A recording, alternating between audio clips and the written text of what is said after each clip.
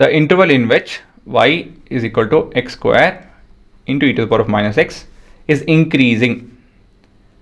So basically ಇಲ್ಲಿ ಏನು ಕೇಳ್ತಾ ಇದೆ ಅಂತ ಹೇಳಿದ್ರೆ ಎಮ್ ಸಿ ಕ್ಯೂ ಫಾರ್ಮಲ್ಲಿ ಕೇಳಿದರೆ ಅದೇ concept differentiating y with respect to X.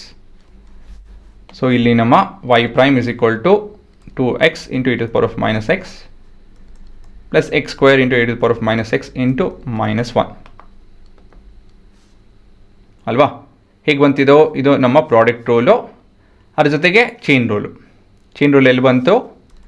ಈ ಭಾಗ this is part of your chain rule. ಇದು ಪೂರ ಬಂದು product rule. So this is the combination of product rule and chain rule.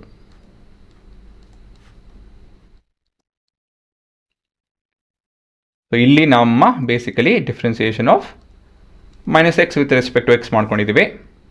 So this is basically your chain rule ಅಲ್ವಾ. Differentiation of e to the power of x is e to the power of minus x itself. ಅದ್ರ ಜೊತೆಗೆ we need to differentiate minus x as per the chain rule. ಹಾಗಾಗಿ ಇಲ್ಲಿ -1 ಬರುತ್ತೆ. So basically ನಮ್ಮ y prime ಬಂದು 2 into x into e to the power of minus x minus x square into e to the power of minus x. So ಇಲ್ಲಿ ಇವಾಗ factorisation ಮಾಡ್ತು ಅಂತ ಹೇಳಿದ್ರೆ ವಿ ಹ್ಯಾವ್ ಎಕ್ಸ್ ಮತ್ತು e to the power of minus x common ಇದೆ, ಇಲ್ಲಿ 2 ಬರುತ್ತೆ, ಇಲ್ಲಿ -x ಬರುತ್ತೆ. So next factors of y prime. So ಏನಾಗ್ತದೋ ಇಟ್ ವುಡ್ ಬಿ 0 ಮತ್ತು 2 ಸರಿನಾ. Then we have the intervals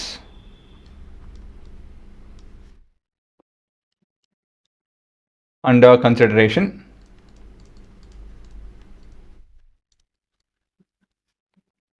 So that would be minus infinity to 0, 0 to 2 ಮತ್ತು 2 till infinity ಅಲ್ವಾ. ಸೊ ಇವಾಗ ಉತ್ತರ ಚೆಕ್ ಮಾಡೋದಕ್ಕೆ ಇಲ್ಲಿ ನೋಡಿ, ಇಲ್ಲಿ ಯಾವುದಾದ್ರು ಒಂದು ವ್ಯಾಲ್ಯೂ ಪಿಕ್ ಮಾಡಿ. -1 ಆಗ್ತಿಲ್ಲ ಅಂತ ಹೇಳಿದ್ರೆ ಇದು ಪಾಸಿಟಿವ್ ಆಗುತ್ತೆ, ಇದು ನೆಗೆಟಿವ್ ಆಗುತ್ತೆ, ಹಾಗಾಗಿ ಇದು ನೆಗೆಟಿವ್ ಉತ್ತರನೇ ಬರುತ್ತೆ. So this is negative. ಇಲ್ಲಿ 1 ತೊಗೊಳೋಣ.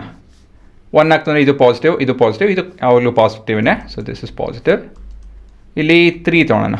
2 - 3 is negative, positive. ಸೊ ಇದು ನೆಗೆಟಿವ್ ಬರುತ್ತೆ ಓವರ್ ಆಲ್. ಸೊ ಉತ್ತರ ಏನು?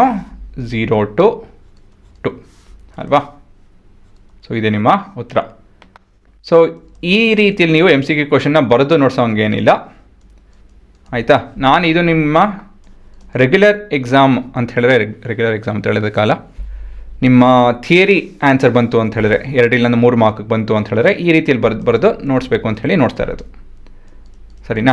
ಸೊ ಇದು ಮುಂದಕ್ಕೆ ನಿಮ್ಗೆ ಗೊತ್ತಿದೆ ಏನು ಬರೆಯೋದು ಅಂಥೇಳಿ. ಸೊ ಈ ಥರ ಬರೆಯೋದಕ್ಕೆ ಹೋಗಬೇಡಿ. MCQ ಕ್ವಶನಲ್ಲಿ ಎಷ್ಟು ನೀವು ಯೋಚನೆ ಮಾಡಬೇಕು ಅಂತ ಹೇಳಿದ್ರೆ, ಒಂದು y ಪ್ರೈಮ್ ಆಫ್ ಎಕ್ಸು ಯೋಚನೆ ಮಾಡಬೇಕಾಗುತ್ತೆ, ಮತ್ತೊಂದು ಫ್ಯಾಕ್ಟರ್ಸ್ ಬಗ್ಗೆ ಯೋಚನೆ ಮಾಡಬೇಕಾಗುತ್ತೆ. ಅದಾದಮೇಲೆ ಈ ವ್ಯಾಲ್ಯೂ ಸಬ್ಸ್ಟಿಟ್ಯೂಟ್ ಮಾಡಿ ಅದೇ ಉತ್ತರ ಅಷ್ಟೇ. 1, 2, 3 ಈ 3 ಸ್ಟೆಪ್ ಬಿಟ್ಟರೆ ಇನ್ನೇನು ಬೇಕಾಗಿಲ್ಲ ಆಫ್ಕೋರ್ಸ್.